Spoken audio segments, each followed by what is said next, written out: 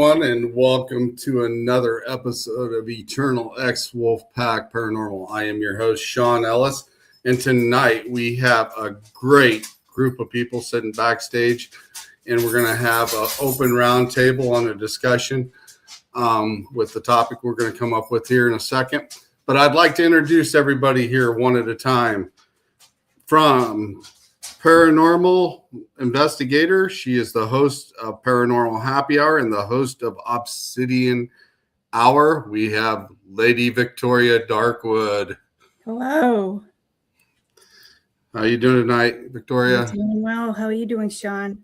Oh, I'm doing great. This is going to be a heck of a conversation with everybody that we have here tonight. We've got a lot of experience at the table tonight. I will. So we also have a paranormal investigator and the host of Raw Side Paranormal, Laura Wilbur. Hi. How's it going? Doing fine. How you, Laura? I'm surviving. Bad weather and all. Bad weather and all. Yeah, I mean, it's cold. You can send the cold weather back. Well, no, you can take the weather, the cold, and the snow because we get jumping on big time here, and it's not stopping. Okay. We also have a paranormal investigator from Spectra Investigations and Paranormal Society and the Illinois Paranormal Research Group, Alfredo. Hello. How you doing, bud? Doing well, Sean. How are you? I'm doing great. How's the weather there? Still cold? Pretty bitey. It's still in the negative temps. I've got pretty bitey. Keep you warm though. That's awesome. Next, we have the co-founder in the heart of Illinois, the center of the unexplained phenomenon, 22 years of experience, the paranormal, the cryptid, the science of it all, and etc. We have Mr. David Salter. How you doing, Dave? How you doing? Doing fine. We got a couple more here. We got paranormal investigator, the host of Serene Divine and the author of The Bug's Life Before the Mafia. We have Ms. Pam Harris. Hello, everyone. We have a Reiki master and a paranormal investigator, Ms. Tammy Christian. She is one of my mentors, and she's the one that taught me how to do Reiki. She's an awesome person. Last but not least, the guy that, when I got into the paranormal field, this guy has taught me a lot. He does shamanic healing, aura photography, is a student teacher, the practitioner of energetic healing techniques, study various forms of energy work, completed his 4-year medicine wheel journey, and was able to work through all the physical and emotional challenges that followed him throughout his life, shares his thoughts and ideas and etc. to all the open-minded people, Mr. Ed Mueller. Wow, I'd like to meet that guy. He sounds pretty cool. You know, maybe you will one day, Ed. Maybe a good one. Good one. I'd like to thank everybody for coming on tonight. You know, I thought we'd kind of do a round table of maybe ethnics and how to enter space and respect and contact with spirits and stuff and what everybody thinks about it. How about you start off, Ed? What would you? Well, I'm a shamanic energy worker. So I do a lot of helping people cleanse their houses of unwanted energies, disincarnate souls. Whenever I enter a person's house, I first create sacred space. I want to call in all my guides, all my helpers, so I'm safe, so the people in the house are safe, and so any energies that are in the house are also safe. I come with a level of reverence. I will set up an altar in the house to acknowledge a spirit that's with us. And then through shamanic journeying, we attempt to find the core of the problem and work with it. Yes. Tammy, you have your own way of doing things as well. How would you do yours? I try to work with energy. I mean, I have not been practicing for a while, but I'm feeling the energy coming back the last like week. Um, I'm more about I'm about healing your past and making sure that you can move forward in life because a lot of people Hi Alicia. A lot of people like to use their past as an excuse for their behavior in the now. And we need to heal ourselves in order to move forward. And that's a lot of the energies for the paranormal that happen that are negative. It's because we're not healing what we have in our past and we're attracting bad energy when we do that. Oh, most definitely. I do agree with that. Pam. Well, honestly, I'm more of connecting with spirit.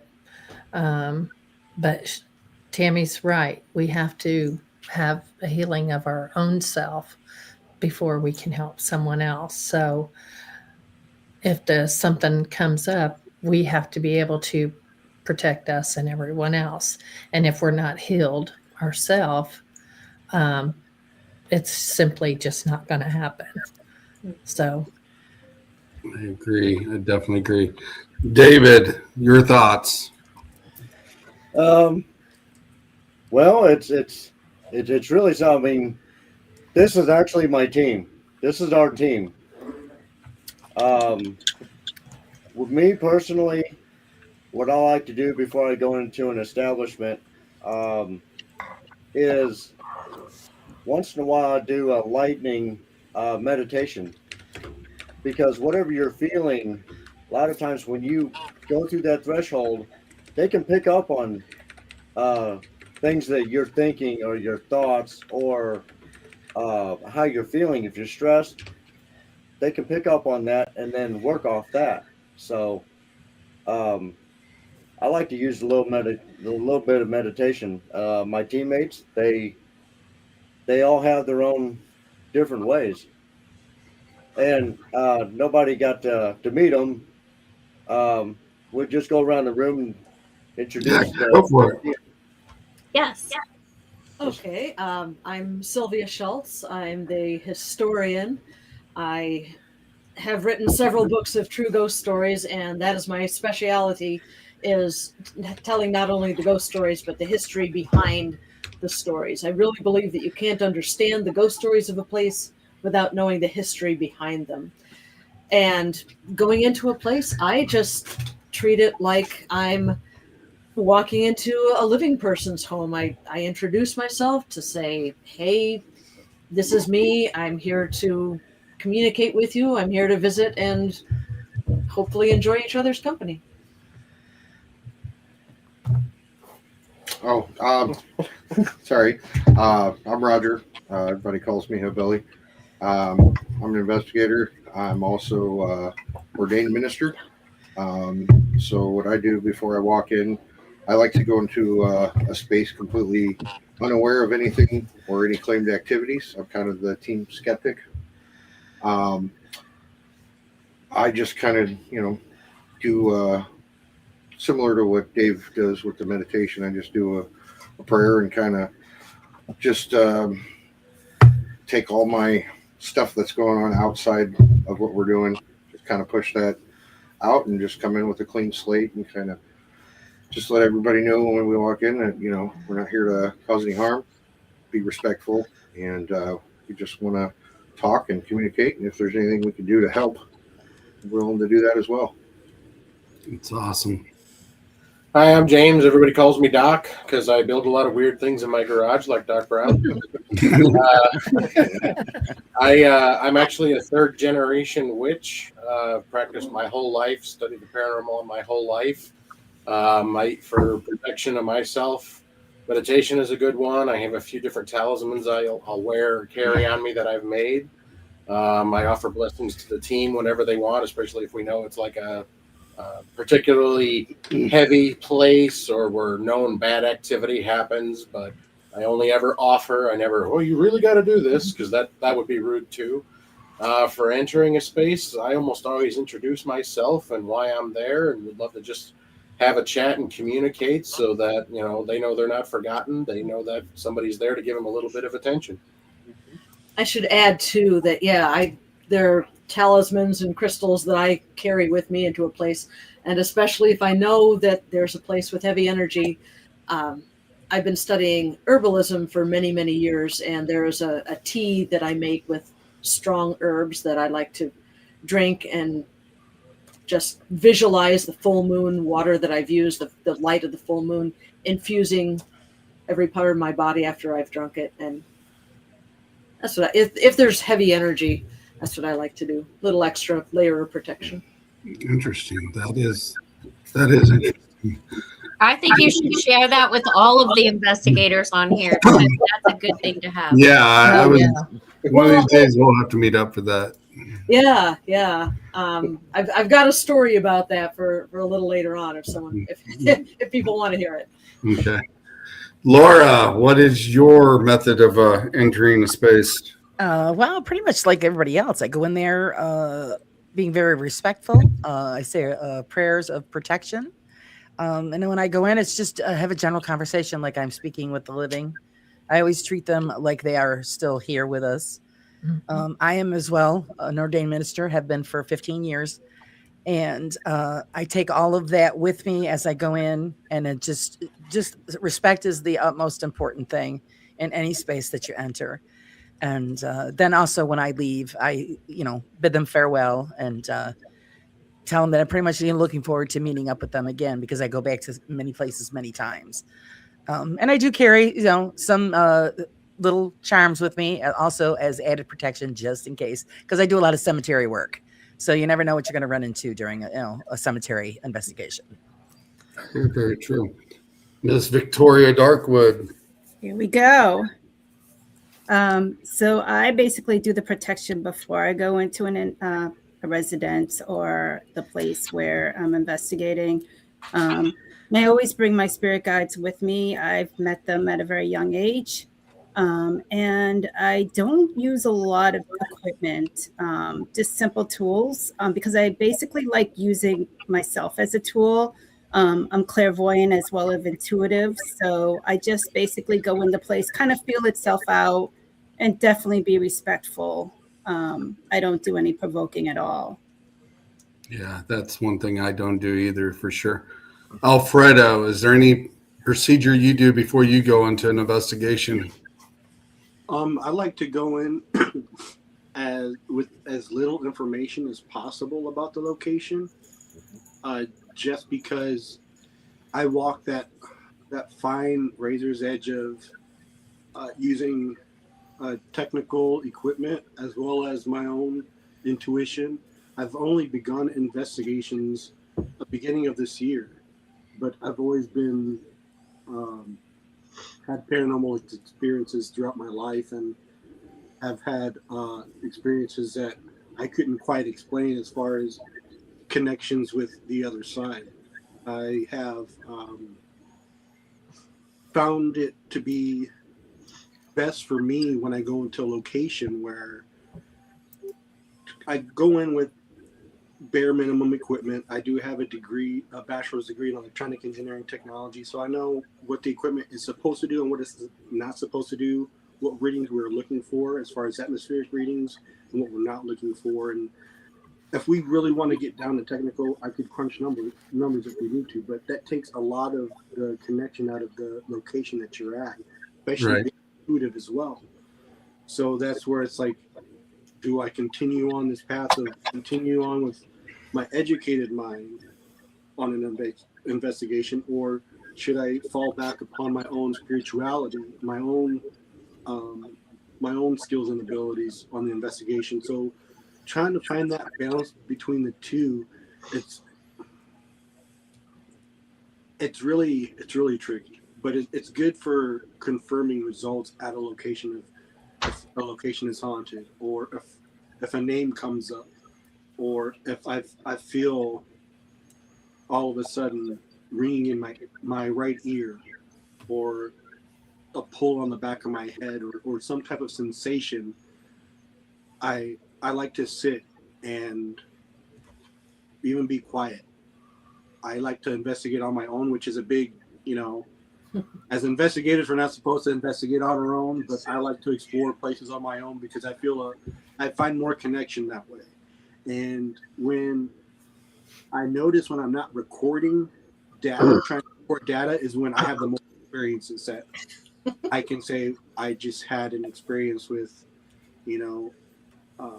a cold spot, or I'm hearing whispering or a growling, or I see something.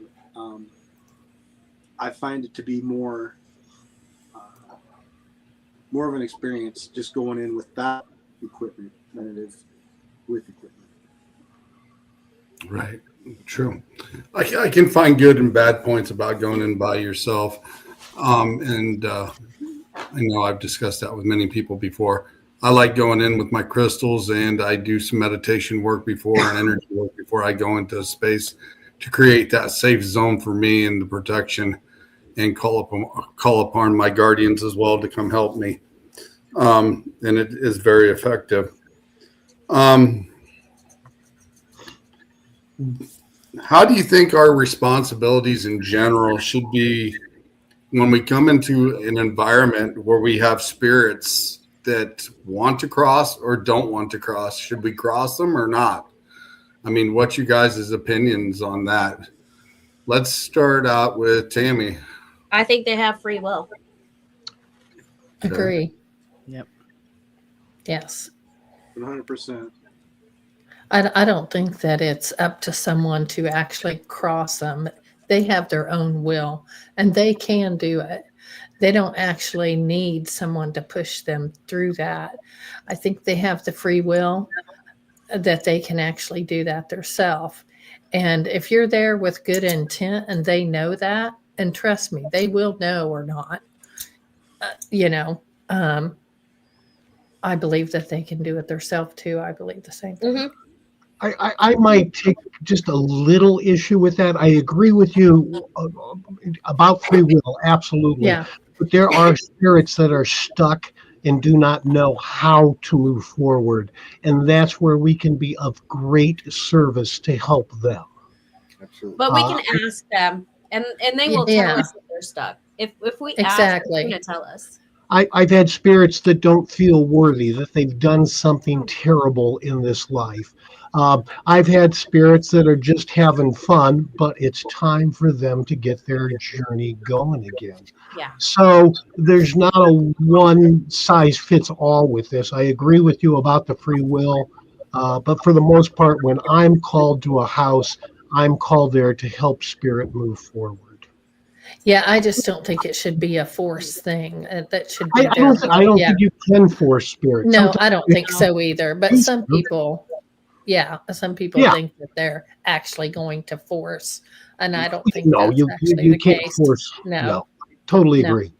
Yeah. I would never be that presumptuous to try to force a spirit. Yeah. It'll backfire. Oh yeah, exactly. That's what I was just gonna say. That'll backfire, and you might have an entity connected to you after that. Yeah. I think just giving them the information that they need, that's where their free will comes in. In shamanic work, we offer the spirits the opportunity to go to one of three different realms. Right. To continue their journey in the lower world, and it's explained to them what the lower world is.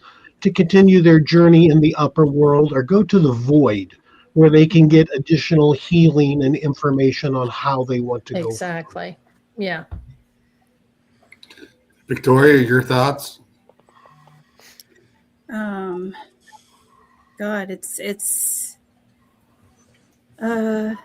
I practically agree with everybody. It's they have the will to leave or stay. I mean, I see some people trying to provoke them to leave against their will. So, and then, some places that are haunted, necessarily like the owners want you to help the spirits to leave. Right. So, it's because that's how they make their money, in all honesty, so. Yeah. That's going to bring some bad karma later. That's another Yeah. subject. Yeah. David, your team, what do you think? You want to start off? Well, sure. One of the places that I have had by far the most experience with is the Peoria State Hospital, and our lead historian there, when she's doing tours and starting off the investigation for whatever evening they're doing, she always says, please do not attempt to cross our spirits over. The Peoria State Hospital was an asylum, and people came there for help. And she was like, that's why they're still here, is because they found safety here. So don't cross them over. They don't want to go. This is their home. So yeah, don't even try to, please don't. Please let them be where they feel safe. Okay. Alfredo. The way I see it, I tried to picture myself as I find myself as a sovereign soul, as a sovereign being myself. No one's going to tell me where I'm going to go, who I'm going to worship, and what I'm going to fall in line to. That's up to me. It's my free will. Mm-hmm. And I look at that as the spirits as well. They each have their own free will as well. You can try to convince them to believe that you can contain them or direct them, but ultimately they have to believe. They have to act on that faith themselves, which is their own free will. Just like I know I would have to act on my own. So that's how I feel about that. I know that I've had an experience where we've been on an investigation where a spirit was holding other children's spirits captive, and we definitely had to do something drastic for that and get rid of the one there. And once we got rid of that bad one that was keeping them all there, we actually had 13 names come over at the Ovilus when they left of the kids' names that were there. Some of those spirits, like I said, if you're bad in life, you're bad in the next world in some aspects. Well, there was also the woman who killed her children. Right. Yeah, that is true.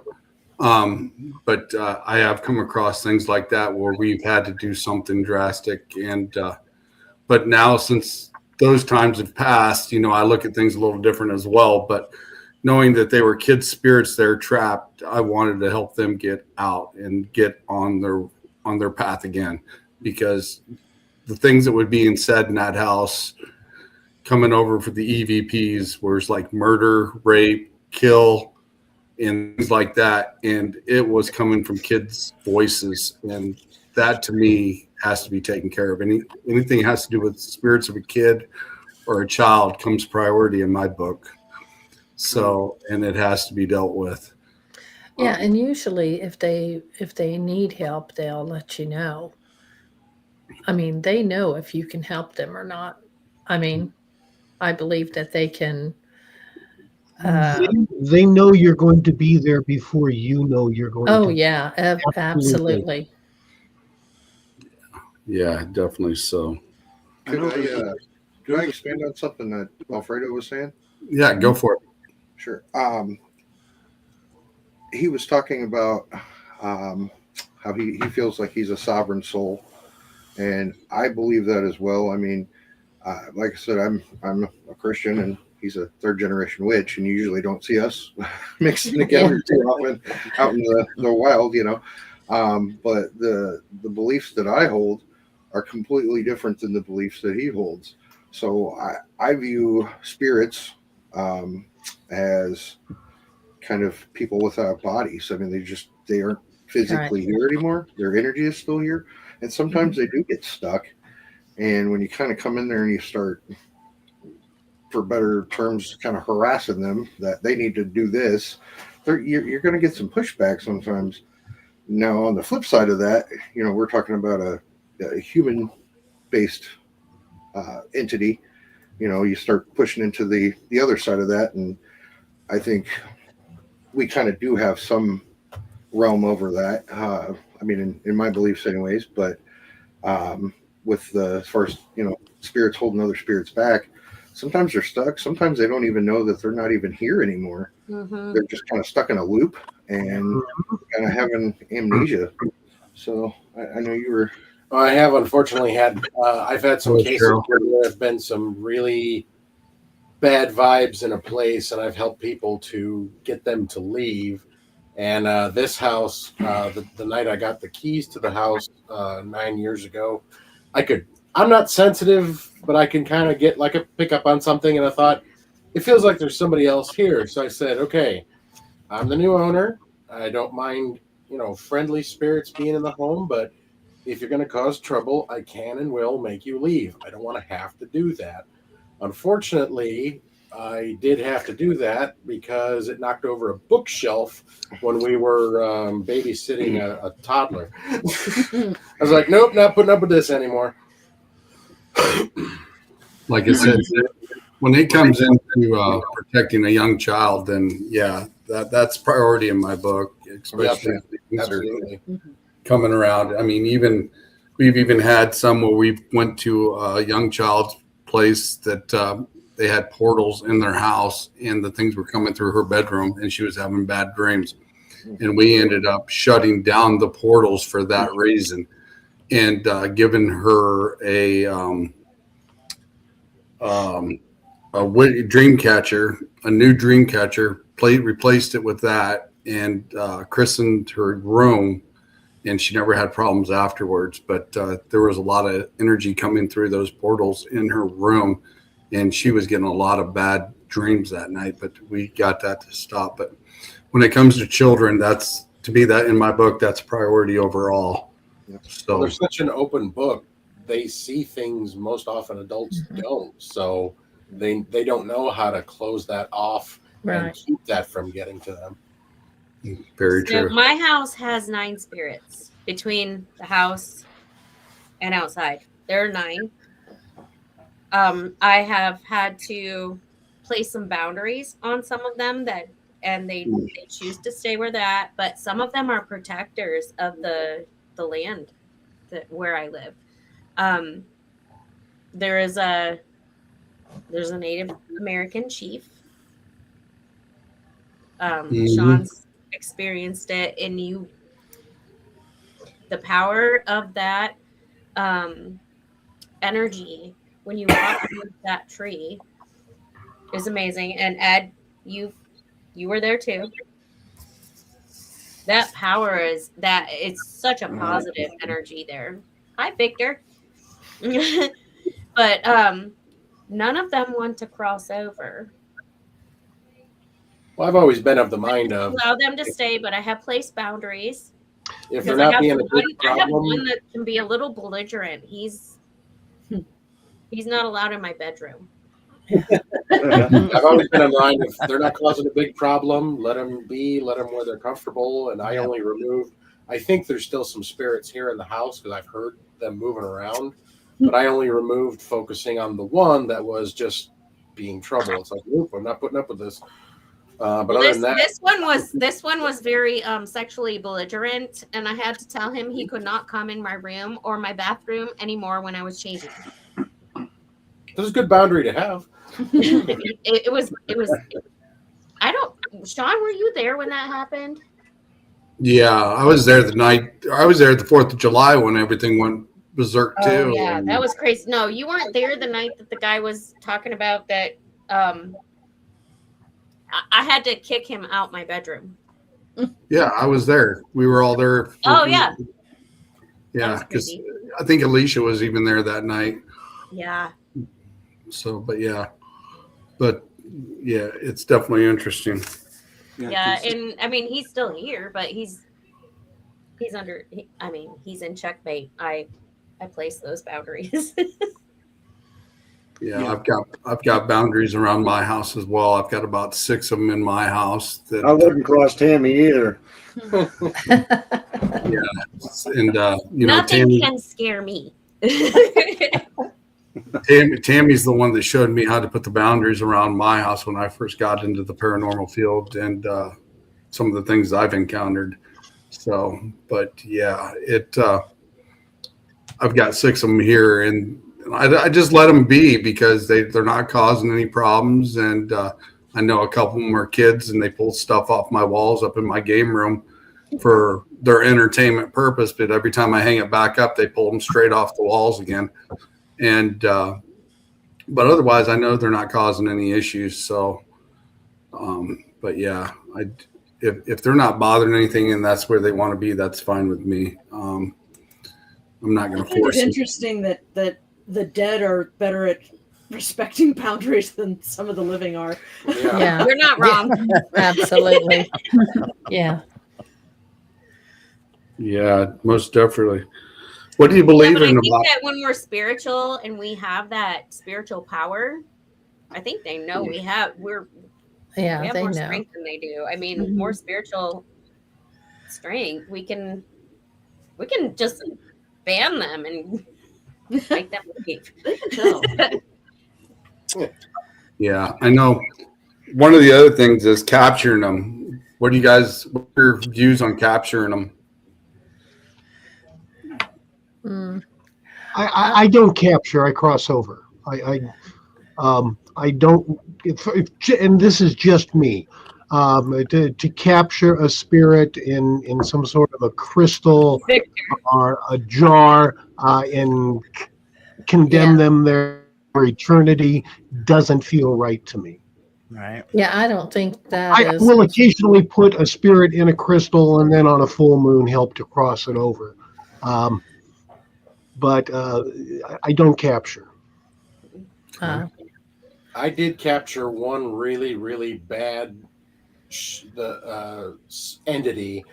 The person thought it was a demon and was really tormenting her and this and that. And I actually used a geode because it's, a crystal and it's a hollow sphere, and they're actually really good. I didn't like doing it, but I didn't feel like I had any other option.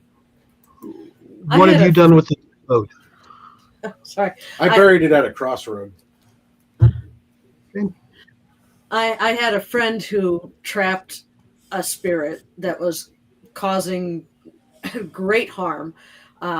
He trapped her in a mausoleum and tied he had a crucifix around his neck, and he tied the crucifix around the bars of the mausoleum and came back. He couldn't deal with her that day. He wanted to take her and release her somewhere where she couldn't do any harm anymore. And when he came back just 2 days later, that silver chain was tarnished gray from the power of the entity. And he did take her somewhere and release her.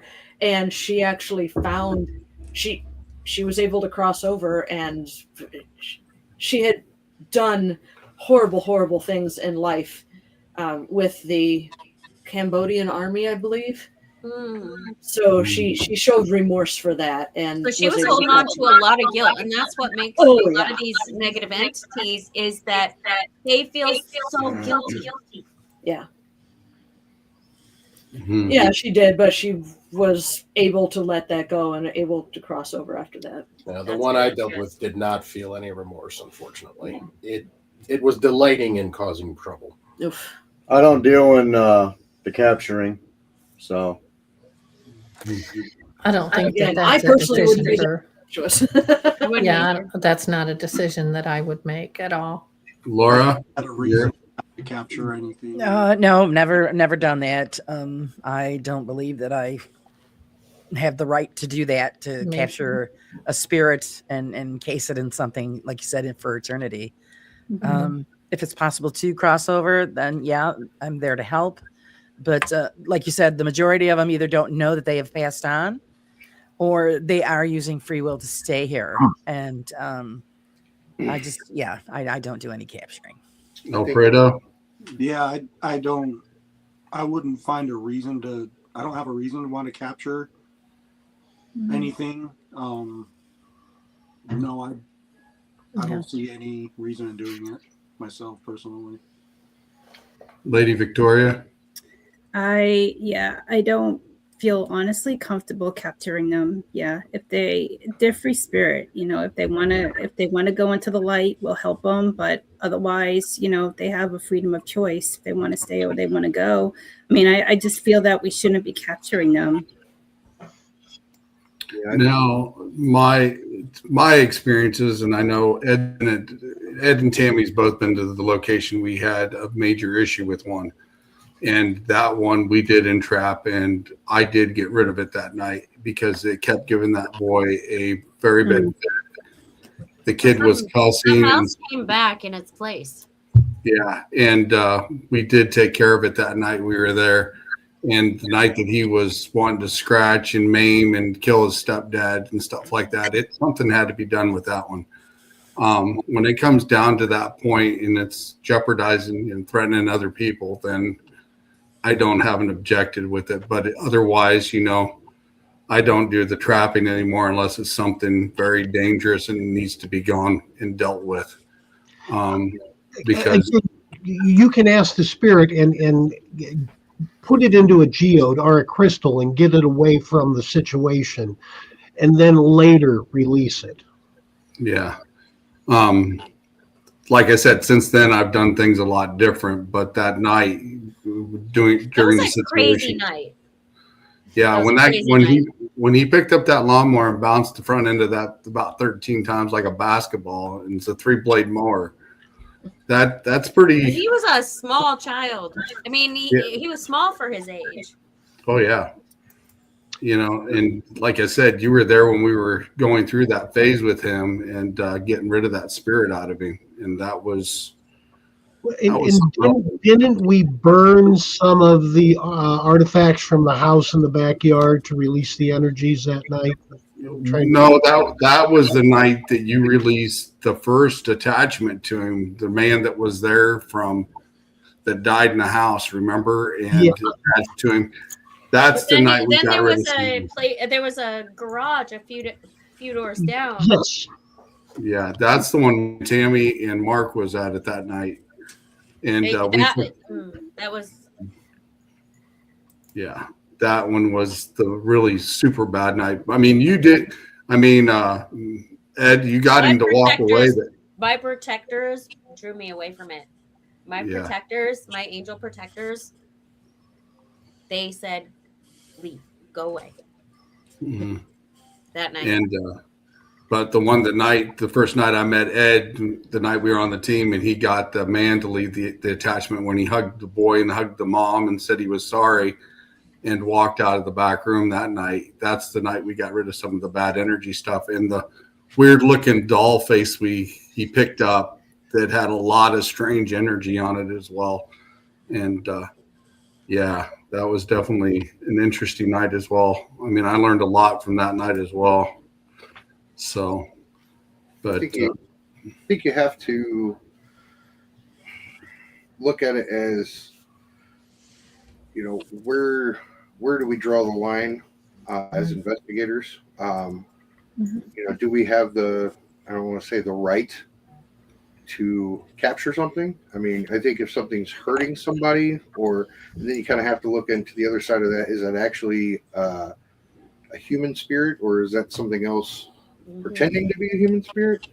That's where it kind of gets fuzzy. But as far as capturing them goes, I don't really think we have the right to, like we said, encase them forever in an object or anything. I think that you can put a hedge of protection around a family or a place, even if that spirit's still around. If it's an actual human spirit, you can push that thing out of there to where it can't come in to that family or that person and cause unless the mother keeps bringing it back. That's a whole nother. That was the issue that was going on there. The mother kept inviting it back, and the boyfriend had something to do with it as well. That's terrible. Yeah, and it was the only one that it was affecting the worst was that child, and he was he was tortured. Unfortunately, they tend to be kind of predatory at that point. So that's what I think you really need to kind of push what you can do. Yeah, like I said, that night, I think what we did that night was called for. due to the circumstances and the protection of the child that night, because like I said, I think he was 12 at the time. yeah. 12 or 13. Yeah. Well, it's definitely situational. Yeah. And most of the time, that's not necessary. I view it as an extreme. Like I said, it was a long time ago when I was a much angrier ghost hunter. But I've only done it the once where I actually captured something. Yeah, and that would definitely have to be case by case. I mean, Oh yeah, most definitely, I do agree with that. As One well. of the captures, the kid reason went to out and use- dug it up. I've never gone out That's right. to speak to trap one or had a reason to. So, but if something like that came up, most definitely I would do everything I can in my abilities to get help for that individual. Most definitely. Oh yeah. I've also seen cases where, the people are manifesting something that's not there. So, you That is really what was have to going be on able in that to, situation. The mother was manifesting. yeah. So you have to be able to distinguish that, Make up so you can teach them about what they're doing. Yeah, most definitely. I would say try and give them a choice too. Yeah. Look, you're either going to have to knock it off or I'm going to have to get more extreme. I don't want to do that. It wouldn't knock it off. All right, well, I tried. Yeah. Yeah. Yeah. Because some people just, it's almost, people need chaos to survive. So it's kind of like that. It's their I think that manifestation. was the situation. I do. Yeah. Not the child, but he was just, the poor kid was, he was a victim of the Yeah. mother who was Right. Right. The person I did making it, the she was drama just going on. she was just a conduit or a lightning rod. She attracted so much, and it's like, you gotta And I'm close not yourself saying she off. was a bad person. She was Right, she was right. not a bad person. She was going through it too. Yeah. Right. Right. Yeah. And they can attach so easily too, especially if they find a 1 weak link and they found it in the mother. They're going to continue. Mm-hmm. Well, they feed off the bad energies within the home, and it's Yeah. just put those elements together. it just keeps perpetuating. Something good's not going to come out of it. Yeah, it just builds. Right. Like I said, I think the night that we did that, I think it was what we did was called for. But like I said, over time, I've learned different methods and different ways of doing things, and more open about it is in the fact of so. In I other don't ways think to anybody deal with- here could understand what happened when we went to the garage there. It was It was intense. It was intense. There were people that were dragged. They were swinging metal objects.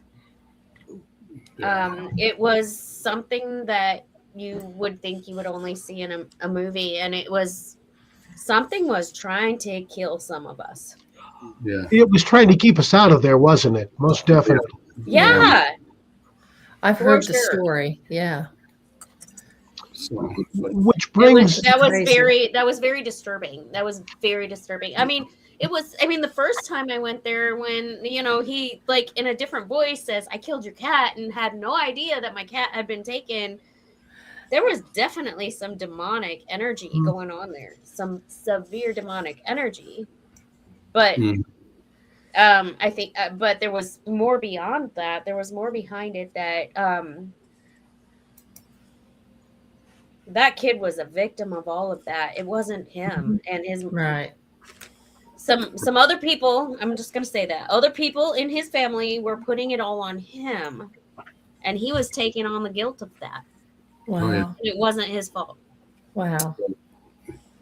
So, but I think we got the situation straightened out there, and we gave him all the help we can. And I know he talked. He's to doing okay now, I hope.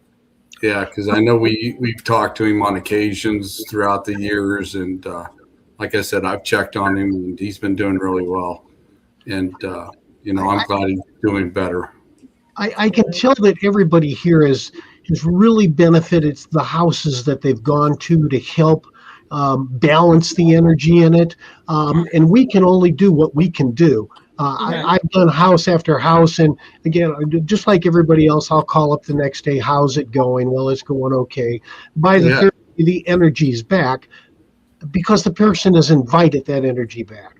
I do my darndest to teach people how to protect themselves, protect their houses with crystal grids, to do their own protection. But there's only so much we can do. Right. They have to be willing to do right for themselves. Yeah. And right. unfortunately, that's going to affect their children, and the innocents have no say in that. But until they get to the age where they can do something different. Right. Most definitely. I think we're all in agreement with some of that as well. You know, like I said, I know we do everything a little differently, and we all do it different because that's what works for us. Everybody's got their own method. Closing out an investigation. Let's start with David's crew up there in the corner. How do you guys close out your investigations when you get ready to leave? Depends on what we're doing and how we're doing it. And also depends on if we are at the point where, you know, some of us feel like, okay, we're ready to close it out. And then there's some of us that at the last minute, they feel something. So it kind of continues a little bit. I think we all have our different ways of closing out. That's why I think we have a well-rounded team. We kind of feed off each other. Mm-hmm. Perfect. But we also, you know, I like to try to say, you know, we will be leaving, and this is the part where we've allowed you to express, giving you a voice. We've heard your message, and when I leave, you're not allowed to come with me. Oh yeah, that's very important. Very, very important. Oh yeah. Is there a piano where you guys are at, David? No. I just heard like a deep D. Yeah. Oh. That might be the spirits just saying we agree. Is that your tummy? Yeah, it sounded like a piano though. That's crazy. Well, it's funny. The reason I said I think there's still spirits here because I focused on the one spirit and any bad energy. I actually thought Sylvia had left her dog here. I was using the bathroom and I heard something moving around upstairs. So I texted her, "Did you leave the dog here?" And she goes, "No, I took her home." And I said, "Well, and who the heck's making that noise upstairs?" Yeah, that's crazy. And Laura. I also seen a flash of light behind Laura a few minutes ago. I don't know if anyone else seen it, but it happened twice. Oh. Like I a don't feel blink like of it. I light, think I've like heard that deep a camera, like a camera light. Crazy. Okay. Sorry about that, you guys. No, that's okay. As far as closeout, like Dave said, we kind of all have our own thing. And like you said, it's very, very important that you draw that line and that boundary that we came to visit and now we're going to leave. But, you know, unless you're going to move on, you have to stay here. I have some younger teenage boys that have been out impressing the girls, taking them out to all the haunted locations by our house. We live right down the hill from the old state hospital, Peoria State Hospital in Bartonville. And one of them brought something home. I'm still trying to get out of the house. But, Oh no! Yeah, that's your wife. Not that one. But yeah, I mean, just let them know, hey, you know, we either enjoyed our time here with you, even if we didn't. But this is where we part ways. I know I will say a blessing on myself and my team before I leave. Just to kind of close everything out. That way, anything that's there's not supposed to go with us stays with the property. Same thing with the vehicles. I'll say it again when we get to the cars to go home. I always thank them for their time, thank them for putting up with us, and say you are not allowed, very firmly, you are not allowed to follow us home. You are to stay here. You are not welcome to follow. Yeah. Well, I'm a very naturally polite person, so I just treat it as just another visit. I say, thank you for having me. Thank you for communicating with me. Thank you for taking the time to spend the evening with me. And yes, you are absolutely not allowed to come with. I'm leaving now. Thank you for your hospitality. I'm leaving. You may not come with. There's one other thing. A lot of people don't think about it, but an important thing for that is the equipment you use. A lot of people don't think it can happen that way, but they can attach themselves to some of the equipment you use. Mhm. Oh yeah. And Yeah. that falls into that realm to attachment. So you also got to be aware of how much equipment you take in, what you take in, and properly make sure you cleanse that equipment before you're leaving, as you're leaving. Yeah, some of the condos. That is a good call. I've not thought of that. Yeah, I Yeah. know it does go through like your laptops and etc. I've seen spirits and stuff do that as well, affect them as well. So yeah, that is very, very true. I mean, down to the That's candles. energy. Because it could be a trigger object. Oh yeah, definitely so. Susan, Victoria, your thoughts? I would say the same thing. I mean, I thank them for their time, but again, I tell them that they can't go with me. I mean, Julie had a question saying, how do you really have any control over it? If you can say stay, but it's not guaranteed. But I haven't had any like issues with that. I just tell them that, they cannot come with me, but I also like cleanse my car as well beforehand. Just to be sure that, they don't come into my car as well.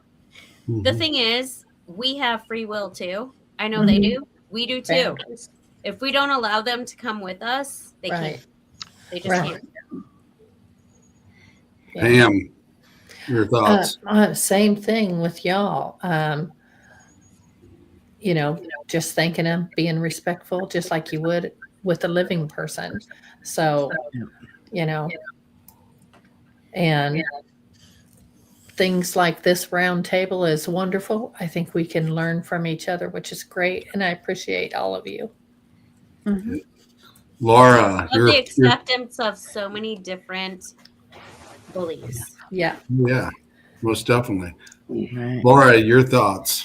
Pretty much the same. Whereas I always treat, no matter where I go and who I am dealing with the utmost respect. Because you've got to remember they were living at one point in time, so you just treat them like you want to be treated.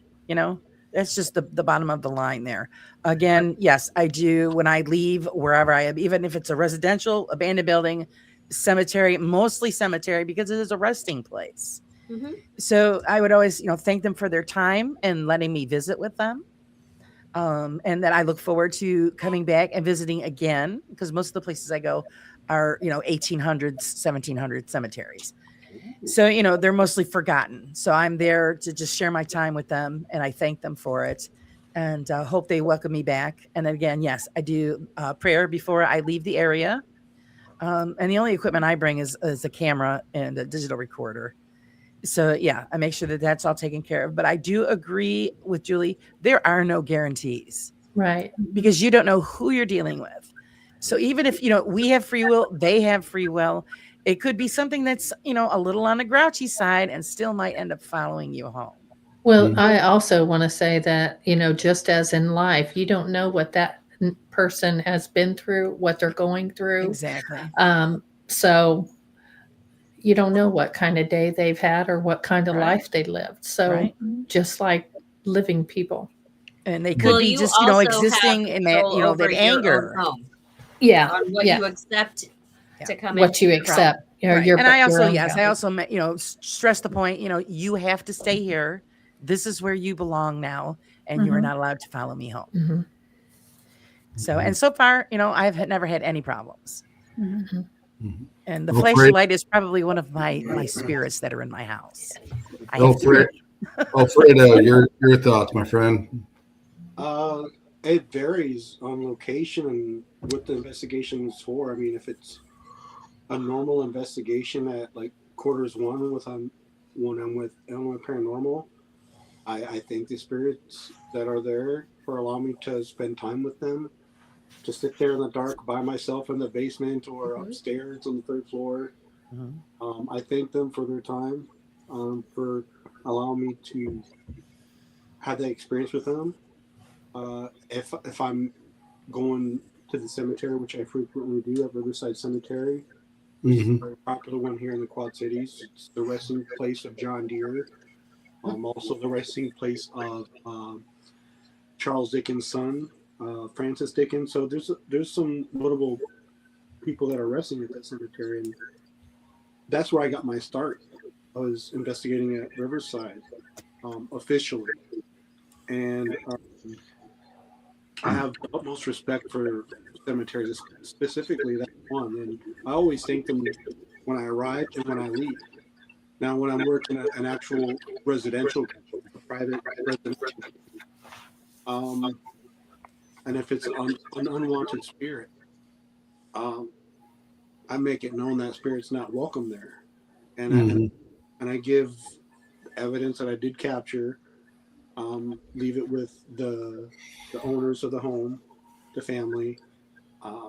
I give them, for example, the tapping on the walls, and then the ceilings that we would hear. In this one case that we had pest control come out free of charge, did a full inspection, didn't find any evidence of rodents or any type of any living creature living there. So there was something going on. Right.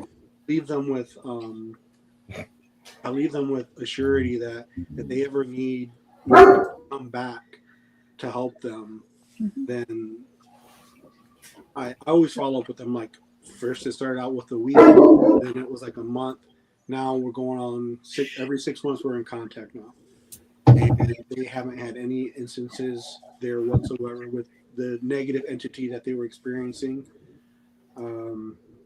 And they did follow through with some instructions of if they notice anything tapping, don't pay attention to it. Don't feed into any energy. Just focus on something else. And I tried to leave the family with some type of instruction as to avoid these happenings, unwanted energies again. And if they do want positive energies, then there's different routes to invite more positive spirits into your home.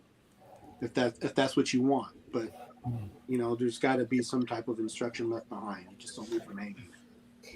We can choose to bring positive or negative energy into our lives by the vibration and the understanding and what we invite. We can be victims and bring negative energy in, or we can decide that we're going to have a good life and bring positive energy in. That's up to us. Yeah. Very true. Ed, final thoughts. I do what everybody else does. Absolutely. I close sacred space. I say a prayer. I do not allow spirit to travel with me. Everybody's saying free will, free will. Well, I have free will, and I have pretty good boundaries. Those people who know me know that. The other thing I do is I respect the spirits that want to stay with the house and the property. Think about it. Many times new people come in and they change things around, and it stresses the energy, the spirits that are there. So it's as simple as a tribute, maybe a water fountain in the backyard or some new shrubs, or leaving a room the way it has been. The respect goes a long way. I did one house in Peoria where a gentleman had committed suicide. He wasn't dangerous to anybody, and he didn't want to leave, but they didn't want him messing with the children anymore. So we figured out his favorite holiday was Christmas, which is coming up on us now. And I asked them to put the Christmas tree up and keep it up all year. since all year long. Since they've done that, they've had no instances of his mischievousness. And they've called me to say that from time to time they can hear him playing with the ornaments on the tree. So contact the spirits that are in the house. See what might make them happy. Because basically we're intruding upon them. Interesting. I know when I get ready to leave an investigation, I always close it out with some energy work, and I use selenite wands and cut everything away. I also have had some things follow me home. I've had a djinn follow me home before, and it's caused some damage to some things. And before I even found out what it actually was, before I could take care of it. And but that's another story for another time. But yeah, definitely set up your boundaries for sure. Keep your energy high, and yeah, and set the boundaries for what you want it to be, because then you can tell them, they're going to stay here. So we are at the top of the hour. I'd like to thank everybody who joined tonight on the first session of this roundtable. I hope a lot of people learned some things tonight, because I know there was a lot of teams I've talked to before that really never knew how to enter a space, close a space, or what to actually expect from some stuff. But I do know there's a lot of great teams out there I've talked to over the years, and I have a lot of respect for them as well. And they do a great job. So, and all you guys here, I have a lot of respect for each and every one of you. And in fact, I've learned a lot from all of you at one point or another. And I've got Alfredo and David and his team up here I'm going to work with eventually here in the future again, and with David's team.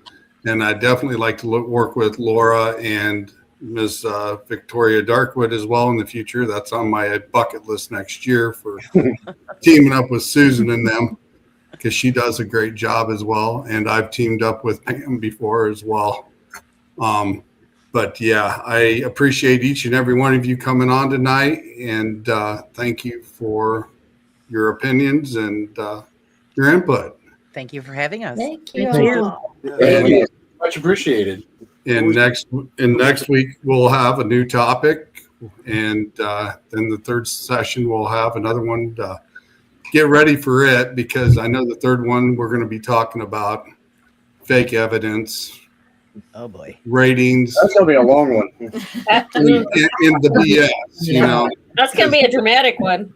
Yeah, it's going to be more than an hour. But that's what I'm aiming for the round table for number 3. So that's only going to be an hour. That's only going to be an hour. Yeah, that could be days. We might be able to stretch that one. We might be able to stretch it depending on how deep the conversation goes. But I mean, we're not going to say names and throw people under the bus. But the fact is, we do know who does it, and we're all. There are a lot of showboaters out there. We're in this for the knowledge. A lot of entertainers. Mm-hmm. But we always there you go. Paranormal entertainers. But we always get the question that from time to time that you don't expect from people, depending on where you are, what you're doing, things like that.